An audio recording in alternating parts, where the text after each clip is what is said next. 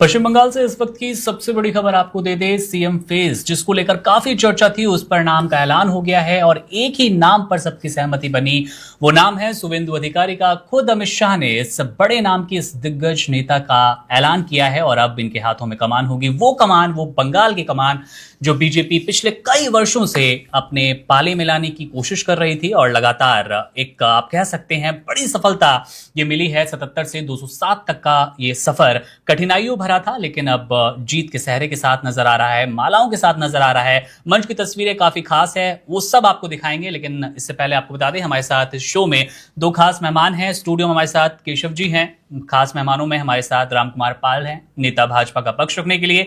इसके साथ ही मुमताज आलम रिजवी जी हैं, राजनीतिक विश्लेषक के तौर पर आज हमारे साथ जुड़े हैं। इनसे भी जानेंगे बंगाल की राजनीति के बारे में।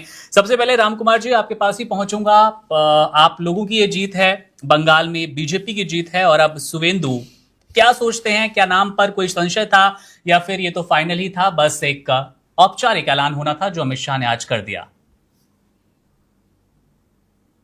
जी नमस्कार जी। शुभेंदु अधिकारी ने बहुत मेहनत की थी पिछले कई वर्षों से, 2 कार्यकाल से तो कम से कम, और वो ममता जी के साथ रह के उनके सारे दावपेच को भी जानती है। और सबसे बड़ी जीत हुई है हमारे श्यामा प्रसाद मुखर्जी के स्थल पर। उनके आत्मा को इस पहली बार शांति मिली कि बंगाल एक टारगेट था, बंगाल एक बहुत से, अभी आपने तो बहुत कुछ सुना होगा। तो मैं तो पहले तो सब बंगाल की जनता को कोटि कोटि शुभ आशीर्वाद, और जो भाव उन्होंने, जनता ने अपना आक्रोश या अपना मत जो भी आज भाजपा को दिया, भाजपा उसका पूरी तरह रिटर्न देने का प्रयास करेगी। अभी तक सरकार बनी नहीं है तो भी सरहद पे बाउंड्री का काम चालू हुआ। चालू इसके लिए होगा कि वहां रोकने वाले चले गए, कार्य को रोकने वाले थे। काम तो बीएसएफ को ही करना है, सरकारी सैन्य को करना, वही कर रहे हैं, तो ये रोकते थे। वो काम भी चालू हो चुका है। तो एक सरहद का काम होगा, आयुष्मान कार्ड लागू होगा और अच्छे से अच्छा वहां काम देने का और जनता के विश्वास पे खरा उतरने का और जनता की सेवाओं में शामिल होने का। जैसे आज देश के अन्य राज्यों में भाजपा सेवा कर रही है। भाजपा एक सेवा वाली पार्टी है। भाजपा जमींदार की पार्टी नहीं है, जमींदारी नहीं करती है। हमेशा हमारा प्रधान सेवक भी सेवक ही बोलता है, प्रधानमंत्री अपने आप को।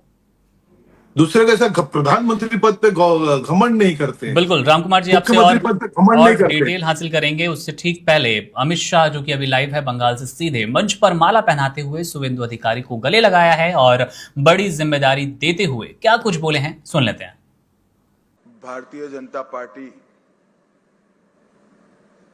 पश्चिम बंगाल विधानसभा के सदस्यों की एक मीटिंग यहां आहूत की गई है।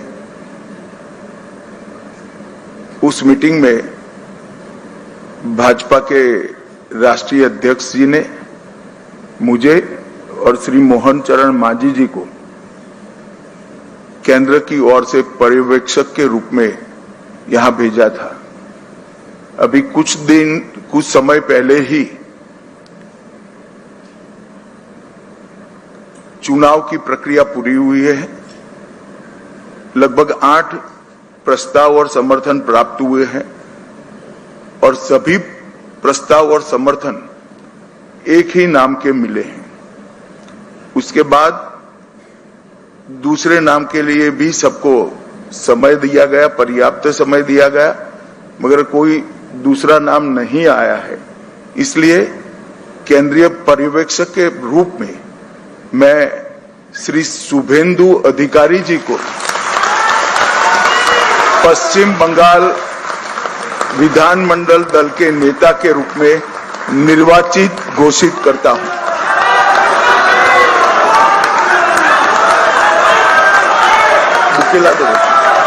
বুকে বুকে এরপর আমরা অনুরোধ করব আমাদের এইচএম স্যারকে এবং উড়িষ্যা সিএম স্যারকে এবং আমাদের স্টেট প্রেসিডেন্ট আমাদের সমীপ ভট্টাচার্যকে মালা এবং ফুলের মালা এবং আমাদের দুর্গা মাতার ছবি দিয়ে ওনাকে সংবর্ধনা করা।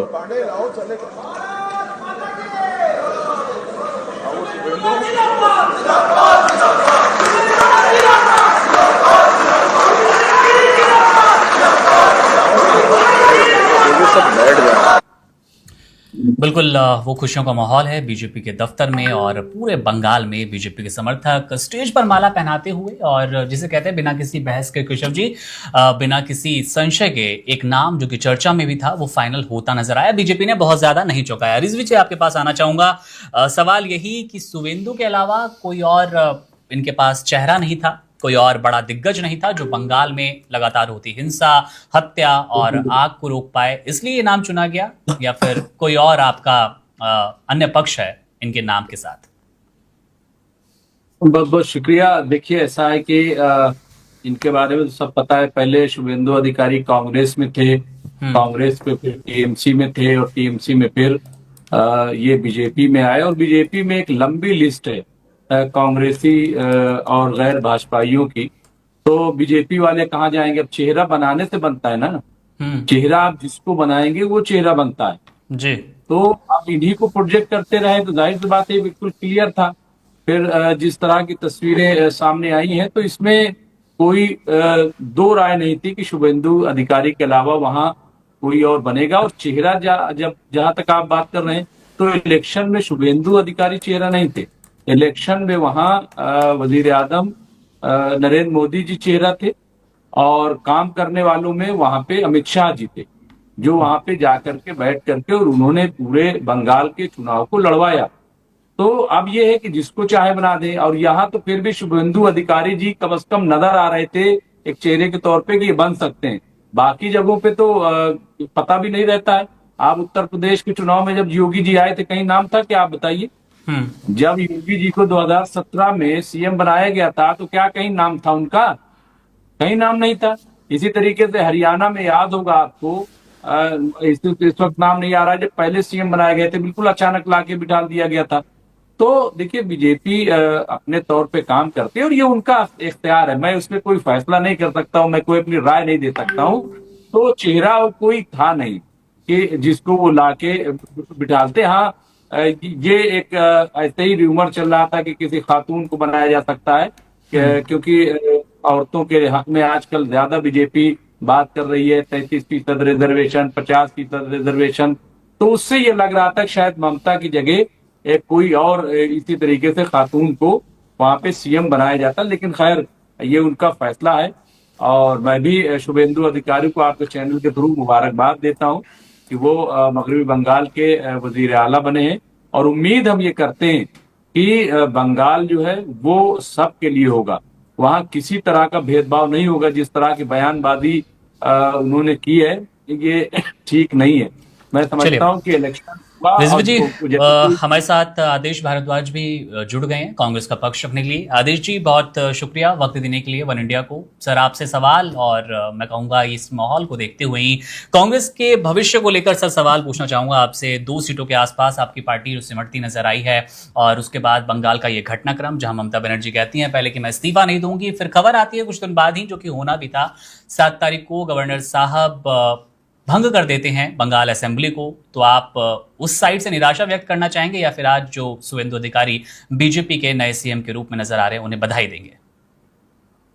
नहीं, देखिए, जिस तरह से सीएम बने हैं बहुत सारे सवाल हैं, लेकिन मैं उनको मुबारकबाद देना चाहता हूं और आशा करता हूं कि जो इस तरह माहौल बना हुआ है 2-3 दिन से, पूरी तरह से जो है लोगों की हत्याएं हो रही हैं, जगह जगह मारपीट हो रही है।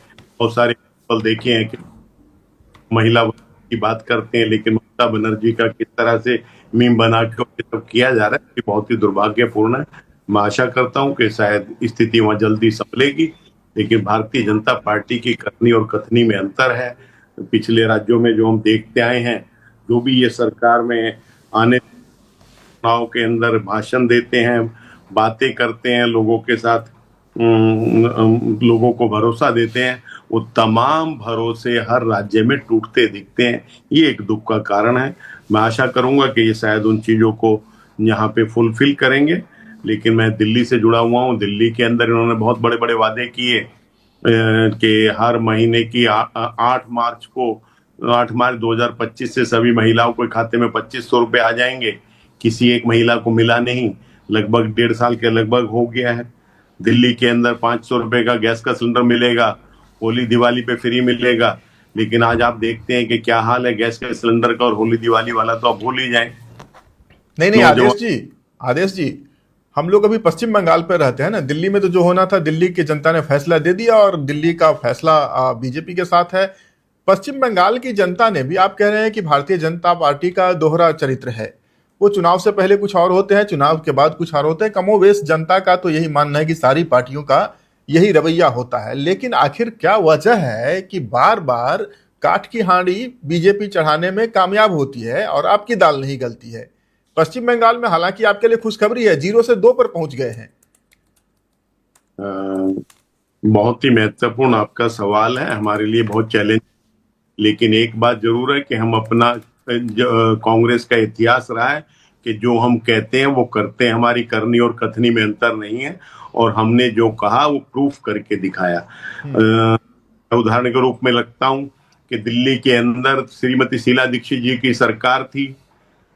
नहीं सर, हम लोग दिल्ली से थोड़ा पश्चिम बंगाल की तरफ रुख कर लेते हैं ना।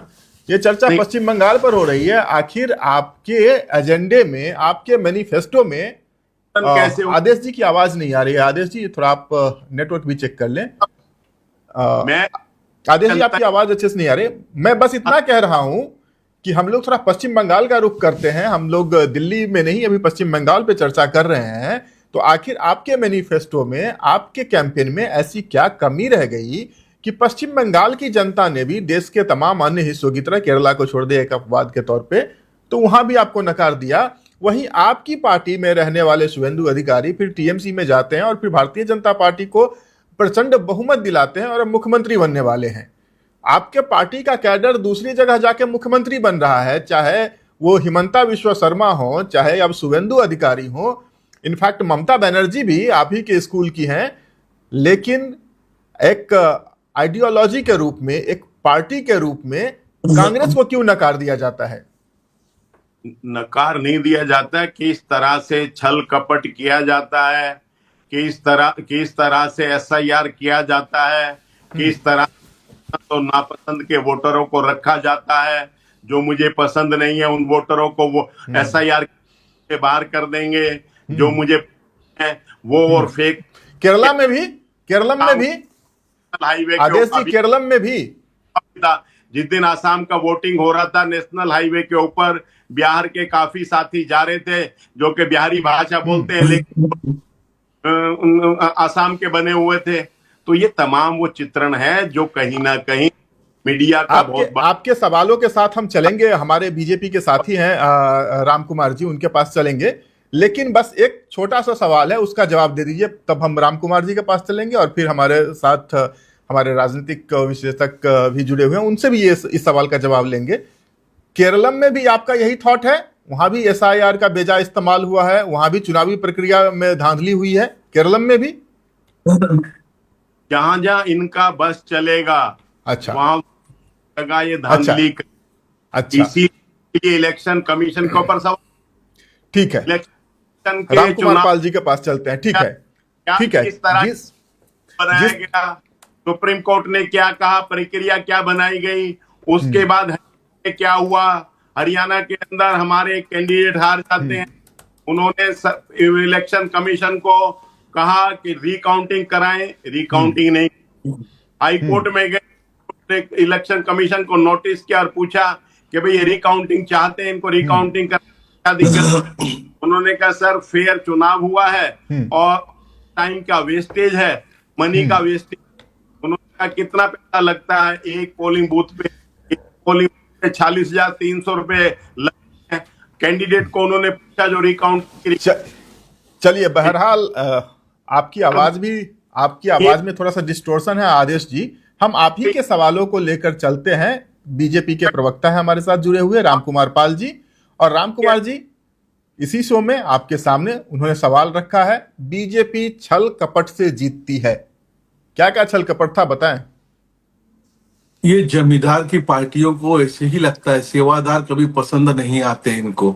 और ये बातें जो करते हैं तो कभी इनको हिम्मत और मेहनत और कर्म न ममता बनर्जी से सीखना चाहिए। उन्होंने कुछ भी हो, कोर्ट कचहरी बंगाल हाई कोर्ट और सुप्रीम कोर्ट गई ना, खुद जिरा करने गई, तो ये कभी एफिडेविट नहीं देंगे, कभी डिक्लेरेशन नहीं देंगे। ये सिर्फ आरोप लगाना जानते हैं और सोशल मीडिया पे पार्टी चलाना चाहते हैं। कभी इस जनता के दरवाजे नहीं जाएंगे, कहेंगे ऑफिस में बैठे बैठे हमारी बपौती है भैया, हमारे हाथ पे वोट मार दो। इस तरह का इनका आचरण रहता है। कोई भी इनका कार्यकर्ता जमीन पे तो होता नहीं। एक अधीर रंजन चौधरी को, उसको मदद तक नहीं की इन्होंने। अरे उनको तो और आप भी मदद कर रहे थे, फिर भी जीता ये नहीं जो पाए। बातें करते हैं, राम कुमार ये जी, जो बातें करते अधीर हैं सर, रंजन राम हाँ जी। कुमार जी, अधीर रंजन चौधरी को तो आप भी मदद कर रहे थे। वो तो दिल्ली भी आए थे मिलने के लिए आप लोगों से, फिर भी जीता नहीं पाए। उस पर से तुर्रा आप पर चुनाव में छल कपट करने का आरोप भी लग रहा है। और तो ये छल कपट केशव- आप तमिलनाडु में और केरलम में क्यों नहीं करते हैं? वहां पर आप वर्षों कभी सत्ता में नहीं रहे, वहां भी आपकी एंट्री हो जाती। क्यों ये चुनिंदा देखिए- राज्यों में करते हैं? केशव जी, इसका मतलब है कि हमारे जो स्टार प्रचारक राहुल गांधी हैं, उनके मुंह में भी हमने शब्द दे दिया था। अच्छा। देश में कहीं एग्जिट पोल नहीं हुआ था, कहीं कुछ नहीं हुआ था। पहले चरण में ही उन्होंने ममता को कह दिया कि आपने यहाँ पर जो सरकार अच्छे नहीं चलाई, हिंसा की, और आप बीजेपी को जिता रही हैं, आपके कारण बीजेपी यहाँ आ गई और जीत रही है। ये भी हमने ही उनके मुंह में डाला था, राहुल गांधी के। नहीं तो आप कह रहे हैं ना, आपके स्टार प्रचारक डाला था हैं। ना उनके मुंह में, केशव जी। ये हमारी शब्द जो राहुल गांधी बोल गए, हमारा भूत उनको पकड़ लिया, हमारे प्रति ममता जी को बोल दिया। और आपको केशव जी आत्ममंथन करने के लिए एक बात बताता हूं, ममता जी ने 47 मुसलमानों को टिकट दिया, 47। उसके अगन विपक्ष ने 227 मुसलमानों को खड़ा किया, पूरे विपक्ष ने। ममता जी की मजबूती क्या थी? अगली बार कांग्रेस खड़ी नहीं थी, मुस्लिम वोट। 63 सीटों पे मुस्लिम उनकी मजबूती थी। 225 लोगों को खड़ा करके उन्होंने किया। और कांग्रेस का 2021 के अंदर 3% वोट था, इस 9.3 वोट पाया उन्होंने। सीपीएम ने 3 पॉइंट, ये सब मिला जुला के 12% वोट काटा है। किसका काटा है? उसमें हुमायूं कपूर का तो मुझे मालूम ही नहीं कि कितना परसेंट लिया उन्होंने 90 उम्मीदवार खरीद करके। एआईएम ने कितने उम्मीदवार खड़ा करके कितने परसेंट लिए मुझे मालूम नहीं। मुझे सिर्फ कांग्रेस और लेफ्ट का पता है, वो मैं बताना चाह रहा हूं। ये किसका वोट है? अरे कुछ भी बोलना। अगर बंगाल की बात करें तो बंगाल में रुक के, बंगाल में मतदान पे, बंगाल के शब्दों को, बंगाल के विषयों को लेकर चलना चाहिए कि यह दिल्ली और कलकत्ता और बंगला। नहीं अच्छा, हुमायूं कबीर के इनको आरोप लगता राम है कुमार तो जी, इनको हुमायूं केरल में- कबीर अच्छा, के बारे में तो आपने आपको पता होना चाहिए। तो आपने केरल का सवाल किया, तो केरल में हमारी 3 सीट आई ना। इसी तरह पहले हम लोग बंगाल में 3 से 18 हुए, 18 से 77 हुए, और 77 से 207 हुए। मेहनत करना पड़ता सर, मेहनत। अच्छा, चलिए इसी नोट पे हम चलते हैं। हमारे साथ पॉलिटिकल एनालिस्ट जुड़े हुए हैं, मुमताज आलम रिजवी साहब। रिजवी साहब, पश्चिम बंगाल में जो नतीजे आए हैं, कांग्रेस फिर से उसी राग पे आ गई है कि इलेक्शन प्रोसेस रिग्ड है, छल कपट है, एसआईआर है, ईवीएम है, सारी चीजें हैं। लेकिन केरलम में सब कुछ परफेक्ट है। आखिर कांग्रेस क्यों सेल्फ इंट्रोस्पेक्टेशन नहीं कर पाती है, आत्मावलोकन क्यों नहीं करती है? राज्य दर राज्य वो हारते हैं। बाई चांस ये चुनाव उनके लिए हमारे समझ से थोड़ा बेहतर घटा है। 2 राज्यों में लगभग वो डायरेक्टली और इनडायरेक्टली सत्ता में रहेंगे। पहले सिर्फ तमिलनाडु में सहयोगी की भूमिका में थे, इस बार फिर से तमिलनाडु में सहयोगी की भूमिका में आ रहे हैं और केरल में उनकी अगुवाई में सरकार बनेगी। लेकिन पश्चिम बंगाल के नतीजों को छल कपट से जीत बताना, असम में फिर से वो लगातार 3 चुनाव हार गए हैं, लेकिन फिर ये कहना है कि वहां पर एसआईआर हो रहा है, उसकी वजह से जीतते हैं। तो भाई एसआईआर तो सब जगह हो रहा है, पश्चिम बंगाल में ही क्यों? तमिलनाडु में भी एसआईआर हुआ, केरलम में भी हुआ। आखिर ऐसी स्थिति में कब तक कांग्रेस क्षेत्रीय दलों के भरोसे रहेंगी और देश को इससे कितना नुकसान हो रहा है प्रजातांत्रिक तरीके से? देखिए, मैं इस पे पहली बात तो ये कहूंगा कि अभी जो बात हमारे बीजेपी के तर्जुमान ने कही है, तो कम से कम यूपी वालों को उससे सबक लेना चाहिए कि ये उन्होंने सही कही है कि अलग अलग उम्मीदवार जिस तरह से खड़े किए गए, वोटों की तकसीम हुई, उसका फायदा बीजेपी को मिला और ये बीजेपी के तर्जुमान कह रहे हैं, तो बड़ी अच्छी बात है। उम्मीद है कि उत्तर प्रदेश में इससे पार्टियां जो है कुछ सबक लेंगी, नंबर 1। नंबर 2 ये कि जिस तरह से आज इंडिया अलायंस को मजबूत करने की ममता जी बात कर रही हैं, ममता बनर्जी जी, तो पहले ये बात उनको समझ में क्यों नहीं आई? अब क्यों समझ में आई? नंबर 2, नंबर 3 ये कि अगर SIR वाकई खराब है, गड़बड़ हो रही है, तो इसको रोका क्यों, आप बाइकआउट क्यों नहीं करते? मैं कह रहा हूं कि पूरे मुल्क में आप इसका बाइकआउट कर दीजिए और कहिए कि ये ठीक नहीं है, या जैसा आप चाहते हैं वैसा इसे कराइए। क्योंकि SIR में देखिए एक चीज तो सही है कि कर्नाटक में और कई जगह खुद कांग्रेस ने उठाया था, लिस्टें जारी की थी कि एक घर पे 400-400 वोट, एक ही घर पे 400-400 वोट, 300-300 वोट, इस तरह से जो गड़बड़ियां थी तो वो ठीक होनी चाहिए थी। फिर जो माइग्रेशन था कि दिल्ली में भी है और बिहार में भी है, दिल्ली में भी है और यूपी में भी है, दिल्ली में भी है और बंगाल में भी है, तो बिल्कुल। कम से कम उसको भी ठीक करना चाहिए। तो वो ठीक, हाँ, जहां जल्दबाजी में हो रहा है, जहां गैर जरूरी तौर पर नाम काटे जा रहे हैं, तो सवाल यह है कि कांग्रेस ने कितनी मेहनत की, क्या कांग्रेस के कारकुन वहां पे लगे रहे, कितना काम किया आप बताइए। तो उनकी भी कुछ जिम्मेदारी, या तो अगर पूरा गड़बड़ है तो इसकी बाइकआउट के नहीं होता। अब आइए ईवीएम पर, ईवीएम से चुनाव भी होता है, जीत करके आप हुकूमत भी उससे करते हो, उसकी मुखालफत भी करते हो। अरे एक बार बाइकआउट करो ना। यही कांग्रेस है जिसने राजस्थान में बाकायदा एक रेजोल्यूशन पास किया था और ये कहा था कि ईवीएम के खिलाफ हम मूवमेंट चलाएंगे। कब तक मूवमेंट चला, कहां मूवमेंट चला, कितना इन्होंने चलाया? अरे भाई, या तो ये तय कर लो सारी पार्टियां मिलकर अपोजिशन में कि अब ईवीएम से चुनाव नहीं होगा, और अगर ईवीएम से चुनाव कराया जाएगा तो हम चुनाव में हिस्सा नहीं लेंगे। तो ये क्यों फैसला नहीं लेती पार्टियां?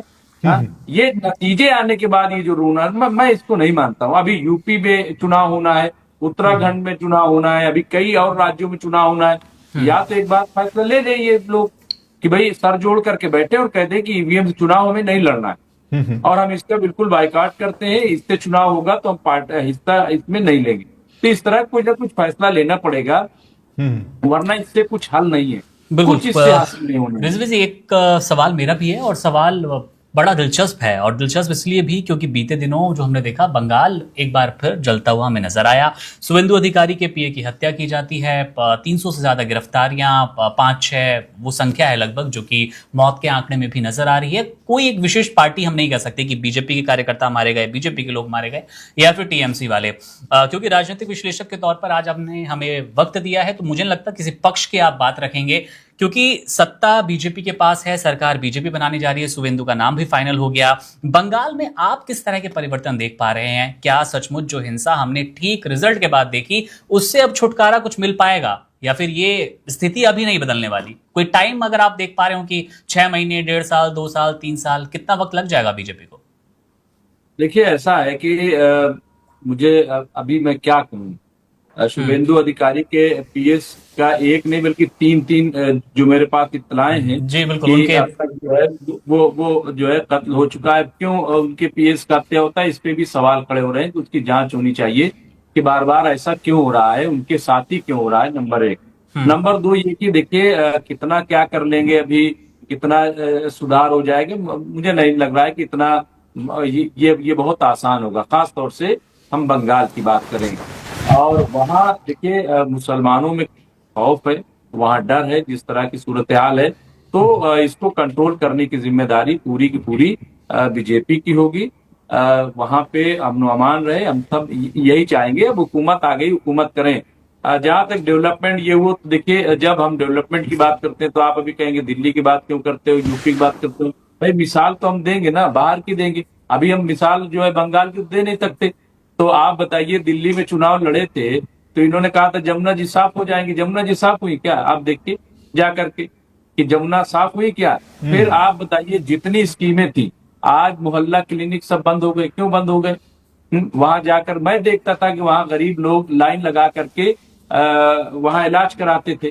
तो इस तरह की जो छोटी छोटी स्कीमें, लूट मची हुई है। लेकिन सर मोहल्ला क्लिनिक तो आम आदमी पार्टी के टाइम में ही बंद हो रहे थे।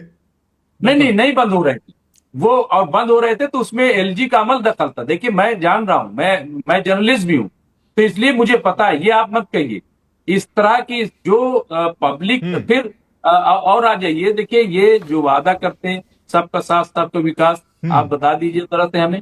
फिर आप किसानों बिल्कुल यही दोहरी जो है, 1 मिनट का आपसे पॉज लेते हैं और एक बहुत सारी ऐसी स्कीमें। तो इसलिए मुझे लग रहा है कि देखिए हलवा हलवा कहने से मुंह मीठा नहीं होता है। अगर इनको जनता ने चुना है तो ये ठोस स्कीम बनाए और उतना ही वादा करें जितना कह सकते हैं। इतना न करें कि वो कर न पाए और फिर वो सवालों घेरे में आ जाए। और सबसे पहले इनकी जिम्मेदारी ये होगी कि वहां जो खौफ का माहौल है, डर का माहौल है, तो एक यकीन पैदा करें, इत्मीनान पैदा करें, क्योंकि बेयकीनी में जो है अफरा तफरी होती है, माहौल खराब होता है, तशद्दुद होता है। तो सबसे पहले शुभेंदु अधिकारी जी की और वहां के लीडरान की जिम्मेदारी है, चाहे इधर के हो इधर के हो, कि अवाम में एतमाद पैदा करें और किसी तरह का वहां दंगा फसाद या कत्ल गारतगिरी नहीं होनी चाहिए। मैं यही कहूंगा। बिल्कुल, शुभेंदु अधिकारी या फिर पश्चिम बंगाल की सरकार जो भी कहें, उनके ऊपर यह महती जिम्मेदारी है। पश्चिम बंगाल में चुनाव बाद की हिंसा का इतिहास रहा है और टचवुड हम नहीं चाहते, और हमारी शुभकामनाएं भी है पश्चिम बंगाल की जनता के साथ कि नए नेतृत्व में वो विकास की नई ऊंचाई को हासिल करे। लेकिन राम कुमार जी, प्रश्न बहुत लाजमी है जो रिजवी साहब ने उठाया है। आखिर जो जनता की उपयोगी स्कीमें हैं वो क्यों बंद कर देते हैं? कितना अच्छा तो दिल्ली में चल रहा था मोहल्ला क्लिनिक, लोगों की भलाई हो रही थी, क्यों बंद कर देते हैं? देखिए, तो पहली दूसरा तो एक सवाल बात भी मैं ऐड कहूंगा कर दूं कि तब आप शुरू करें। और दूसरा सवाल यह भी था कि पश्चिम बंगाल एक मुस्लिमों का साइजेबल पॉपुलेशन रखता है, तो उस समुदाय में कैसे आप भरोसा कायम करेंगे? देखिए, सबसे पहले बात तो मैं एसआईआर की बात रखूंगा कि एसआईआर 12 राज्यों में हुआ और 6 करोड़ मतदाताओं के नाम कम हुए, जिसमें सबसे ज्यादा उत्तर प्रदेश में हुए, तो लगभग सर 3 एसआईआर करोड़ वाली के बात तो आसपास। हो गई। हम लोग एसआईआर से हटके अभी जो रिजवी साहब का सवाल है, हाँ, क्यों बंद कर देते हैं ऐसी स्कीमें? क्यों राजनीति करते हैं विकास के नाम पर? तो केशव जी, आपसे और रिजवी साहब से डायरेक्ट मेरा सवाल है कि कांग्रेस के जमाने में नरेगा छोड़ के कौन सी स्कीम थी? आज 186 स्कीम्स है, 186 प्रोग्राम थे, 186 स्कीम्स है। एक मिनट, नहीं, एक मिनट, कांग्रेस के जमाने की जो स्कीमें थी ना, मैं गिना सकता हूँ। हम आपके सवाल का जवाब दे राजकुमार रहे हैं। जी, मैं स्कीमें गिना सकता हूँ। नहीं सर, मैं आपको नहीं सर, मैं अब जितनी जवाब मैं मैं तो ये स्कीम के नाम गिनाने के पक्ष में भी नहीं हूँ राम कुमार जी। अगर कांग्रेस के जमाने में स्कीमें नहीं होती तो आज आप किसका नाम बदल रहे होते? जवाब देने के लिए प्रधानमंत्री आवास योजना क्या थी? दादागिरी करोगे आप? इसमें भी गुंडागर्दी करोगे आप लोग? अरे कौन गुंडागर्दी आपके कर रहा सवाल का है? जवाब देने को तो बैठा हूं मैं। अरे भाषा की मर्यादा तो रखे ना। तो रख तो रहा हूं मैं, सुनने भी नहीं रहे आप। भाई को तो बड़े आसानी से सुना, रिजवी जी को क्यों? देखिए, नहीं, हम पहले अरे कहे, चलिए ठीक है, आप कह लें, आप जी भर के कहें। कांग्रेस के जमाने में कितने स्कीमें थे और मोदी जी के जमाने में कितने स्कीमें हैं? सिर्फ नरेगा को छोड़ के क्या था? उसमें भी घोटाला, सारी बैंकों को कंगाल कर दिया था। नहीं थी कंगाल तो बोलिए मैं झूठ बोल रहा हूं। श्वेत पत्र लाना चाहिए था। कंगाल नहीं हुई थी। अरे आज समृद्ध भारत हो रहा है, सबके सहयोग से हो रहा है, उसमें रिजवी जी का भी सपोर्ट है। हम नहीं कहते कि सारा हमारा ही है, हम तो नहीं कहते कि देश हमारा, हम देश से हम है, नहीं, देश से हम है। देश रहेगा तो हम रहेंगे। देश अगर समृद्ध बनेगा तो उसमें सबका प्रयास, सबका साथ, सबका सहयोग, सबका हिसाब होना चाहिए। सीधा सवाल पर आते हैं तो राम कुमार जी, सीधा सवाल पर आते हैं। पश्चिम बंगाल, दिल्ली में आम आदमी पार्टी की मोहल्ला क्लिनिक जैसी जनता के उपयोग की जो योजनाएं थी, रिजवी साहब कह रहे हैं कि भारतीय जनता पार्टी के आने से उपेक्षित हुई है। सीधा सवाल है। पश्चिम बंगाल में बहुत सारी योजनाएं हैं, हाँ, लखीर भंडार योजना, खैर उनको छोड़िए। पश्चिम बंगाल में एक बहुत ही विवादास्पद या विवादित प्रश्न आपके सामने रखता हूं। पश्चिम बंगाल में इमामों को सबसे ज्यादा सैलरी दी जाती है, क्या आप वो जारी रखेंगे या बंद कर देंगे? सीधा सवाल। आज तक सीधा सवाल है केशव जी, कौन सी योजना हमने बंद की? हमने क्या हलाल बंद किया? हमने वक्फ बोर्ड बंद किया? हमने मौलाना आधार बोर्ड बंद किया? हमने अल्पसंख्यक आयोग बंद किया? नहीं किया बंद। कोई चीज बंद नहीं की सर। चल नहीं सकती, जो चलेंगी, लेकिन उसमें भेदभाव नहीं होगा। ठीक है, भेदभाव नहीं होगा जी से भी और अन्य का जो लाभ है वो अन्य को भी लाभ मिलेगा। ऐसा नहीं कि उनको नहीं मिलेगा। योजनाएं सबके लिए है। आज आयुष्मान इन्होंने क्यों नहीं लागू किया?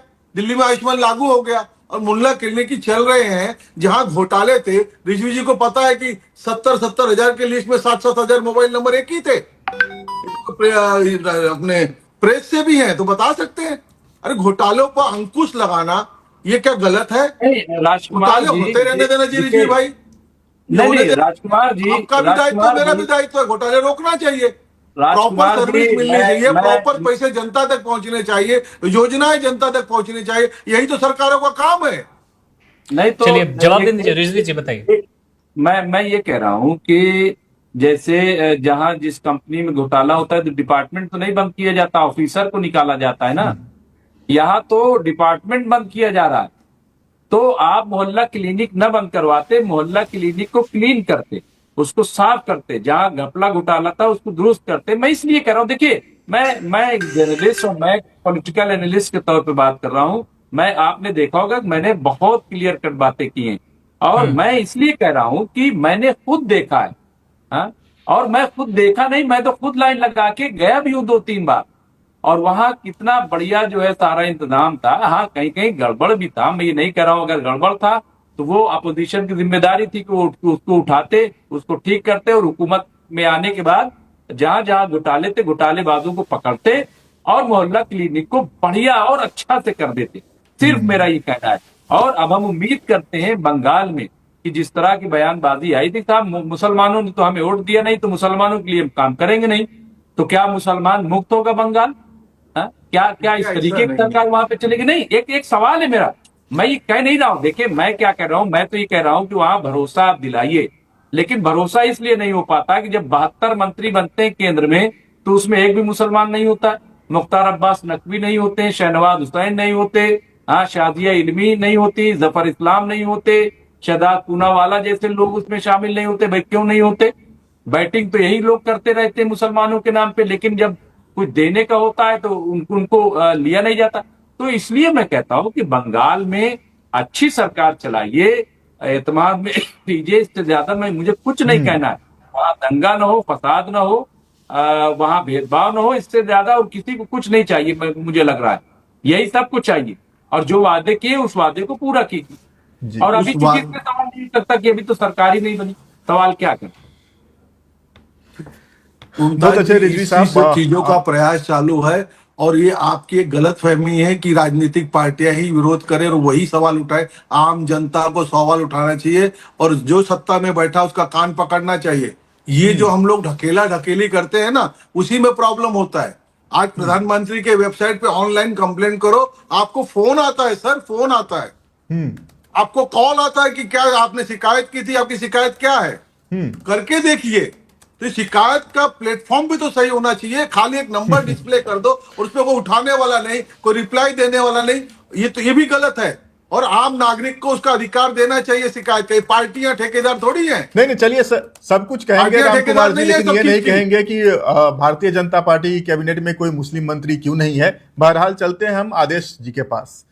आदेश जी, आप कुछ कहना चाह रहे थे, ऐड ऑन करना चाह रहे थे। केशव जी, अभी राम कुमार जी ने कहा कि को मेल कर देनी चाहिए, उनको सूचित कर देना चाहिए। राम कुमार जी, मुझे तो कोई जवाब मिला नहीं। अभी मैंने हमें जवाब आता है सर। अरे सर, मैं आपको बता रहा हूं, आप करिए ढंग से, उनके वेबसाइट पे आप ले लेना नमो जवाब। के प्लेटफॉर्म पे करिए। आप कहीं भी कंप्लेंट करेंगे तो आदेश ही नहीं आएगा ना। आदेश जी, आदर पूर्वक कह रहा हूँ, चिढ़ा के नहीं कह रहा हूँ, कि आएगा। नमो के प्लेटफॉर्म पे करिए, आता है सर। ठीक है, आता है सर। वो जवाब है 15 लाख नहीं है, वो आएगा। आप सवाल तो कीजिए। व्यक्तिगत अनुभव आपको शेयर कर रहा हूं, आपको अच्छा लगे तो फीडबैक मांग के उसको ठीक करा दीजिए, अन्यथा आपकी इच्छा है। मेरे पास एक बुजुर्ग आए, आप जैसी उम्र दराज व्यक्ति थे। उन्होंने कहा कि भारद्वाज जी, मैंने 25 साल पहले बैंक में खाता खुलवाया था, अब मेरे अकाउंट में 16,000 रुपए हैं और मैं 16,000 रुपए अपने निकाल नहीं पा रहा, क्योंकि जिन डॉक्यूमेंट्स के साथ मैंने खाता खुलवाया था, राशन कार्ड और उस वक्त पहचान पत्र दिया था, जिस दिन फार्म खुला, खाता खुला, उस दिन ये डॉक्यूमेंट मान्य थे।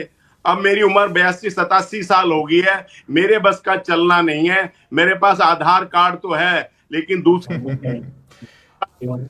चलिए, अच्छी बात है। वन इंडिया का शो एक जन उपयोगी प्लेटफॉर्म होगा इस तरह से। एक ही मिनट सर।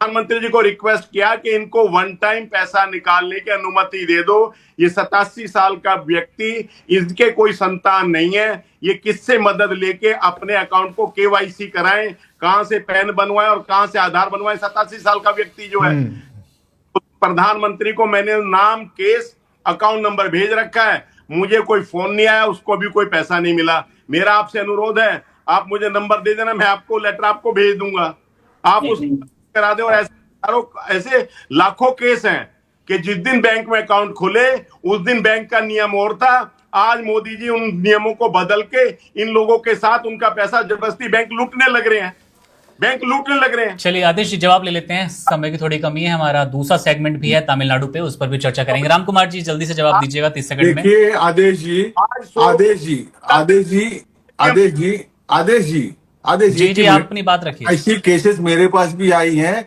पैन कार्ड अनिवार्य है, हम लोग समाज सेवा में पैन कार्ड बनाने में क्या जाता है।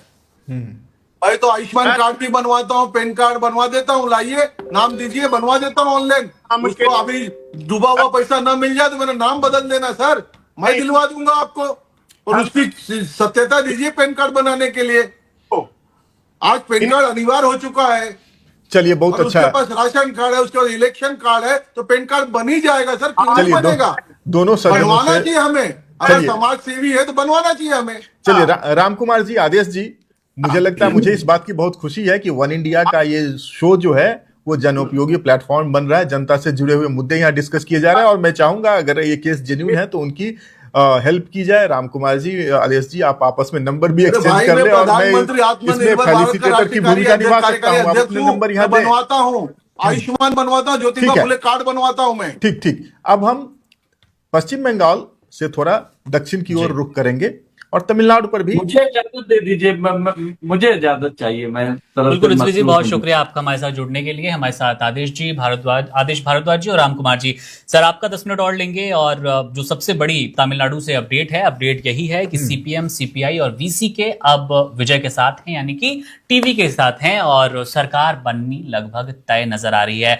एक क्विक जानकारी और क्विक अपडेट पहले केशव जी से लेंगे, फिर अपने मेहमानों के पास चलेंगे। केशव जी, हम अपने दर्शकों को पहले थोड़ा समझा दें कि क्या ये पूरा विवाद था, कहां कमी थी, विजय कहां चूक रहे थे, और अब क्या नया ऐसा हो गया कि कल तक जो खबर आ रही थी कि विजय के साथ धोखा होगा, और आज वो सीएम फेस और सीएम के रूप में नजर आ रहे हैं। जी, विजय के साथ क्या धोखा होगा? धोखा तो डीएमके के साथ हो गया, और डीएमके ने धोखे की बात स्टालिन ने बहुत क्लियरली कही, और उन्होंने कांग्रेस को सीधा निशाना भी बनाया। हम बात करेंगे अभी आदेश जी से, तुमसे उनका पक्ष भी जानना चाहेंगे कि कांग्रेस के लिए सरकार बड़ी है, सत्ता बड़ी है, या साथी बड़ा है। लेकिन जो तमिलनाडु के नतीजे आए हैं, जो मैंडेट आया, वो बड़ा ही कंफ्यूज मैंडेट लगता है। 35% वोट, माफ करें, 35% वोट टीवीके को मिले हैं, विजय की पार्टी को। करीब 30% से कुछ ज्यादा वोट मिला है डीएमके को, और 30% से कम करीब 22-23% वोट मिला है एडीएमके को। तो तमिलनाडु के जो मतदाता हैं, उनके दिमाग में कोई स्पष्ट तस्वीर नहीं बन पाई कि किसकी सरकार वो देखना चाहते हैं। बहरहाल फर्स्ट पास्ट द पोस्ट का अगर सिद्धांत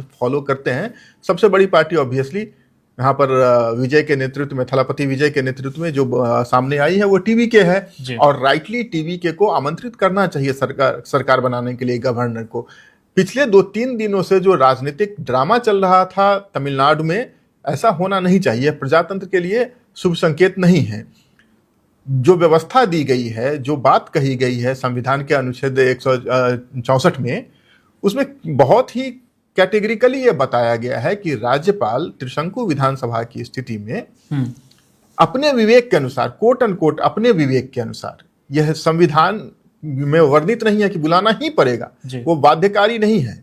लेकिन राज्यपाल को, राष्ट्रपति को बहुत सारी विधायी शक्तियां दी गई है जो उनमें वेस्टेड होती है। तो 164A के तहत राज्यपाल सबसे बड़े गठबंधन या सबसे बड़ी party SLP, single largest party के मुखिया को आमंत्रित कर सकते हैं, नंबर 1। नंबर 2, राज्यपाल का बार बार ये कहना कि आप 118 विधायकों के हस्ताक्षर ले आइए, 118 विधायकों की सूची ले आइए, तब हम आपको बुलाएंगे, यह भी संविधान की अवधारणा के अनुकूल नहीं है। इसी संविधान के अनुसार सुप्रीम कोर्ट ने 1994 के कर्नाटक के एसआर बोम्मई केस में यह फैसला दिया था कैटेगरिकली, बहुत ही स्पष्टता के साथ, कि जो बहुमत है, जो मेजोरिटी है, वो सदन के पटल पर साबित किया जाएगा, न कि गवर्नर के पास या राष्ट्रपति के पास। बहुमत की वहां जरूरत होती है। अगर राज्यपाल को लगता है, या फिर ये क्लेम कर रहे हैं कि इनके पास बहुमत है, सबसे बड़ी पार्टी है, 108 विधायक हैं इनके, और कुछ सहयोगी भी इनके साथ आ गए हैं, तो इनको 2 दिन पहले ही बुला लेना चाहिए। इतने सारे पॉलिटिकल नौटंकी की जरूरत नहीं थी राज्य को। आराम से उनको शपथ ग्रहण करवा के भाई उनको टाइम नहीं देते। क्या उनकी आशंका क्या है? आशंका यही है ना कि हॉर्स ट्रेडिंग होगा, मुख्यमंत्री बन जाएंगे, खरीद फरोख्त होगा, ये सारी बातें। समय मत दीजिए ना, आप उनको सुबह में शपथ ग्रहण करवाइए, बोलिए शाम में विशेष सत्र बुला करके वो बहुमत साबित करें। बिल्कुल। नंबर 1। नंबर 2, इसमें एक कानूनी बात और है मुकुंद। जो बहुमत है कैसे साबित करेंगे? जी। ये सरकार अपनी तरफ से नो कॉन्फिडेंस मोशन नहीं ला सकती है। ये राज्यपाल नहीं कह सकते हैं, माफ कर, राज्यपाल कह सकते हैं लेकिन राज्यपाल नो कॉन्फिडेंस मोशन नहीं ला सकते हैं। राज्यपाल अगर विपक्ष नहीं लाती है नो कॉन्फिडेंस मोशन, चलेगी अल्पमत की सरकार। तो इतने 4 दिन हो गए, फैसला आ चुका है तमिलनाडु का, और तमिलनाडु का मैंडेट 35% वोट तो उनको मिला ही है ना। बिल्कुल। और 108 विधायक उनको जब टीवी के गए हैं अपना समर्थन पत्र लेकर, जब कांग्रेस ने समर्थन दिया था उसके बाद फिर, और अब फिर एक बार आ रही है बात। बिल्कुल। तो एक जो पिछले सत्र में हम लोग बात कर रहे थे, चुनाव आयोग की बात भी बीच में आ जाती है, SIR की बात बीच में आ जाती है, जहां पर राज्यपाल की भूमिका भी प्रश्नों के घेरे में आ जाती है। एक कहावत है कि seizures wife must be above suspicion.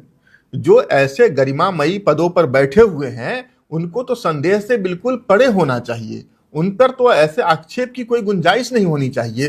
लेकिन बारंबार पिछले कई वर्षों से ऐसा देखा रहा। मैं सिर्फ भारतीय जनता पार्टी की बात नहीं करता हूं, इसमें सभी हम्माम में सभी नंगे हैं। कांग्रेस की सरकार रहती है तब भी यही होता है। और उदाहरण है 2005 में बिहार में विधानसभा चुनाव हुआ था, और जब वहां पर त्रिशंकु विधानसभा की स्थिति बन गई थी, हंग असेंबली हुई थी, और एक समय ऐसा लगने लगा था कि रामविलास पासवान की पार्टी LJP जो उस टाइम में थी, उसके विधायक टूट करके नीतीश कुमार के साथ आ सकते हैं, तो रातों रात वहां पर विधानसभा भंग कर दी गई थी।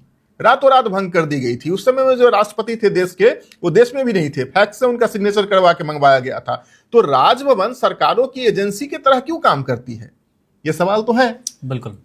कांग्रेस के साथी हैं भारद्वाज जी हमारे साथ। सर, आपको लेकर भी चर्चा है, आपकी पार्टी को लेकर चर्चा है कि कांग्रेस ने धोखा किया है DMK के साथ। इसको आप कैसे देख रहे हैं? आपके पास मैसेजेस, तमाम आरोप प्रत्यारोप क्या आना शुरू हो गए? DMK जिसको उम्मीद थी कि आप गठबंधन तो नहीं करने वाले, आप TVK के साथ जा रहे हैं, और ये लगभग तस्वीर साफ है। क्या कमेंट करना चाहेंगे इस पे? कैसे देख रहे हैं फिर अपने भविष्य को आगे तमिलनाडु में? मुकुंद जी, सच्चाई ये है कि TVK, DMK और हमारी आइडियोलॉजी सेम है, विचारधारा सेम है जी। और उस विचारधारा के कारण हमने सबसे पहले DMK को भी बातचीत की थी, TV बनर्जी को भी जो है उनसे भी बात की, हमारे नेता राहुल गांधी जी ने। लेकिन हमारा बंधन जिस तरह से भारतीय जनता पार्टी मुफ्ती से गठबंधन के एक अलग नॉर्थ और साउथ के पोल की तरह सिर्फ राज्य को लूटने के लिए, लोगों को गुमराह करने के लिए और सत्ता का सुख भोगने के लिए, हमने कभी सत्ता के सुख को भोगने के लिए हमारा गठबंधन नहीं है। हमने वहां पे एक अच्छी सरकार चले, एक राजनीतिक पार्टी को लोगों ने एक बड़े रूप में चुना है, लेकिन वहां के DMK के कहने के बावजूद भी, दूसरे पार्टियों के कहने के बावजूद भी, जो गवर्नर साहब हैं वो दिल्ली से जो ऑर्डर आ रहा है उस ऑर्डर को चला रहे हैं। और कहीं ना कहीं जिस तरह से अभी हमारे पूर्व साथी केशव जी ने कहा, तो वो पूरी तरह से दिखती है। इस तरह से गवर्नर अपना जो संवैधानिक अधिकार है उनका पालन कर रहे हैं। सर, केशव जी को आप पूर्व साथी कह रहे हैं तो केशव जी के लिए सम्मान की बात है, लेकिन केशव जी ने यह भी कहा कि 2005 में बिहार में आपकी सरकार थी, माफ करें, जो गवर्नर थे वो आपके थे, बूटा सिंह, और उन्होंने भी यही काम किया था। सरकार तो छोड़िए, विधानसभा भंग करवा दी थी रातों रात। तो राजभवन केंद्र सरकार की एजेंसी की तरह क्यों काम करती है, सवाल मेरा ये है। मैं 2005 का चर्चा आपने की, 2005 में गलत हुआ था जी बिल्कुल, तो फिर आज ये गलती दोहरा रहे हैं, मतलब एडमिट कर रहे हैं। चलिए बहुत अच्छी बात। अमूमन दिखता नहीं है भारद्वाज जी, आप एडमिट कर रहे हैं, बड़ी बात है। रामकुमार जी से भी सर ले लेते हैं एक क्विक कमेंट इस पर। रामकुमार जी, एक बड़ी अजीब बात है, तमिलनाडु में बीजेपी का बहुत ज्यादा अस्तित्व नजर नहीं आ रहा, एनडीए का अस्तित्व नजर नहीं आ रहा। उसके बाद भी आरोप आप लोगों पर यही लग रहे हैं कि दिल्ली वाली राजनीति तमिलनाडु में कैसे चल रही है। राज्यपाल बार बार टीवी के विजय को क्यों लौटा दे रहे हैं कि और लाइए 118 मुझे चाहिए साइन इस पे, उसके बाद ही इस पत्र को मैं मान्य करूंगा और आपको सीएम के लिए शपथ के लिए आगे किया जाएगा। रामकुमार जी, देखिए, दो बार विजय जी गए थे और दोनों बार उनको 118 का आंकड़ा लाने को कहा गया और वो 118 का आंकड़ा आ भी गया। पांच सांसद। रामकुमार जी, अब 2018 में कर्नाटक में चुनाव होते हैं और आपकी पार्टी सिंगल लार्जेस्ट पार्टी तो होती है, लेकिन बहुमत नहीं होता। वहां तो येडियुरप्पा को बुला लिया जाता है मुख्यमंत्री की पद की शपथ दिलाने के लिए। केशव जी बोलने दीजिए, मैं झूठ बोलने के लिए नहीं, झूठ नहीं, मैं सवाल ऐड कर रहा हूं। बैठता भी नहीं हूँ सर। बिल्कुल बिल्कुल, आप दोनों सवालों का जवाब दीजिए रामकुमार जी। नहीं सर, मैं तो सवाल ऐड कर रहा हूँ। गलती है तो एक्सेप्ट करता। केशव जी बोलने दीजिए, प्लीज बोलने दीजिए। देखिए, आपने अपने बयानों को रखा। मैं कहता हूं कि विजय जी 2 बार गए थे, उनको 118 का आंकड़ा लाने को कहा, वो आंकड़ा जम भी हो भी गया है। आज सीपीएम इन्होंने दिया और उनका ओके भी हो गया है। लेकिन ये राज्यपाल का रोकना गलत था ये, क्योंकि हमारे साथ, आपको मैं याद दिलाता हूं, महाराष्ट्र में हो चुका है। देवेंद्र फडणवीस के साथ बड़ी पार्टी बोल के न्योता दिया, अटल जी को दिया है न्योता संसद में। तो ये कोई डिफेंड करने जैसी बात नहीं। लेकिन एक बात और कहूंगा, रोमेश भंडारी याद दिलाऊंगा, बिल्कुल, बूटा सिंह भारद्वाज याद दिलाऊंगा, कर्नाटक, बूटा सिंह। सरकारों को भंग किया इसने, लेकिन उसका बहाना लेके मैं इसमें नहीं बचना चाहता। बहुत अच्छी बात। ये विजय की सबसे बड़ी पार्टी थी। बीजेपी को 1 सीट आई है। बीजेपी क्या बिगाड़ेगी खेल किसी का? सिंगल विधायक क्या बिगाड़ेगी? दिखती बात है ना। हम लोग उनके साथ, हमारे टीवीके के साथ जाने से भी कुछ नहीं बनने वाला, विरोध में रह के भी नहीं कुछ बिगड़ने वाला। नहीं, बहुत अच्छी बात है। बहुत अच्छी बात कर रहे हैं रामकुमार जी। लेकिन जो उन्होंने किया सिंगल लार्जेस्ट पार्टी के हिसाब से, विजय को पहले ही दिन उनको मौका देना ही चाहिए था। चलो नहीं दिया उनको, सीपीएम सीपीआई लोगों ने मदद करके 118 का आंकड़ा इस पल पूरा हो चुका है। ठीक है, बहुत अच्छी बात है। देखिए मुकुंद, एक स्वस्थ परिचर्चा की यही निशानी है। इस फोरम पर आदेश जी भी कह रहे हैं कि 2005 में जो बूटा सिंह ने बिहार में किया वो गलत था, और इसी प्लेटफॉर्म पर रामकुमार जी भी कह रहे हैं कि तमिलनाडु में जो अभी कार्यवाहक राज्यपाल हैं उनको भी पहली बार में ही विजय को आमंत्रित करना चाहिए। मैं आपकी प्रशंसा कर रहा हूं आदेश जी। सवाल मेरा फिर भी रामकुमार जी से ही है, तमिलनाडु से ही सवाल जुड़ा हुआ है। सर, तमिलनाडु में क्या आपको किसी नए सहयोगी की तलाश है? क्योंकि 2024 के लोकसभा चुनाव में तमिलनाडु में आपका वोटिंग परसेंटेज करीब 11.5% होता है, जो इस चुनाव में गिरकर 3.5% हो जा रहा है। पिछले चुनाव में आपको 4 सीटें मिली थी, इस चुनाव में सिर्फ 1 सीट मिली है। अन्नामलाई को खोने का दुख हो रहा है तमिलनाडु में। आपने इतने कद्दावर नेता को केरल में लगा दिया, तमिलनाडु में उनकी कोई उपस्थिति नहीं दिखी। क्या AIADMK ने आपको ऐसी सीटें जानबूझकर दी थी जहां पर आप जीत ना सकें? आपके कद्दावर नेता AIADMK के दबाव में तमिलनाडु से दूर रहे अन्नामलाई, केरलम में चुनाव प्रचार करते नजर आए। देखिए, क्या संभावनाएं हैं? अन्नामलाई ने जो मेहनत की थी, AIADMK ने गठबंधन में अपनी ठकुराई दिखाई, उनको अध्यक्ष पद से हटवाया, उसका नतीजा बीजेपी ने भोगा है। और यही तेलंगाना के अंदर भी संजीव बी को निकाला गया, वहां भी हमारा इसी कारण हार हुई है। अन्नामलाई को हमें नहीं छोड़ना चाहिए था, लेकिन गठबंधन के नजर को और गठबंधन बचाने के लिए ये करना पड़ा, और आखिर उससे कोई लाभ नहीं हुआ। अन्नामलाई को और संजीव बी को हटाना हमारे लिए आत्महत्या थी। चलिए सर, बहुत शुक्रिया आप दोनों मेहमानों का हमारे साथ जुड़ने के लिए। रामकुमार पाल जी और दूसरी तरफ भारद्वाज जी, आपसे फिर जुड़ेंगे और दोनों प्रदेश की राजनीति समझेंगे।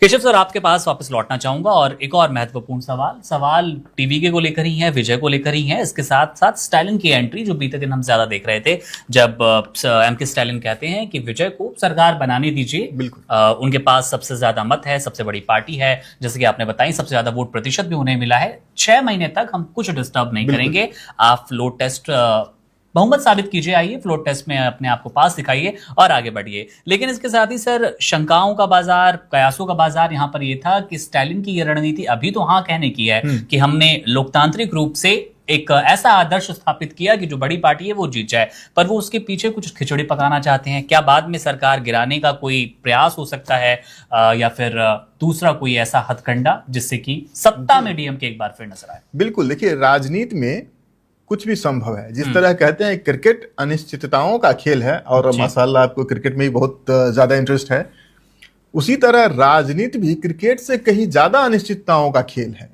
यहाँ सुबह में आपके साथ कौन है, दोपहर में कौन रहेगा, कुछ नहीं पता होता है। Subscribe to One India and never miss an update. Download the One India app now.